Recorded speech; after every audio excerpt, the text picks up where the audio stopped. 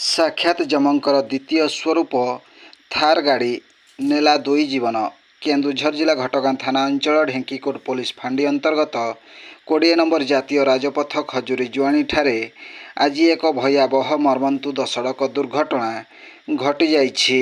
बिजुली बेगरे आसी साक्षात जमंकर द्वितीय स्वरूप कुहाजाउथिबा थार गाड़ी एक बाइक पछपटु धक्का देवा फल घटनास्थल में दुई बाइक आरोहींकर मृत्यु होइछि।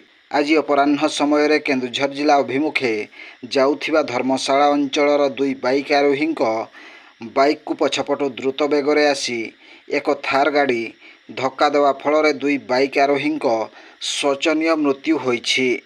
जहाँ शुणिबाकु मिले मृतक द्वय धर्मशाला अंचलर प्रफुल्ल मल्लिक एवं जाजपुर अंचलर आकाश माझी बोली जଣାपड़ी।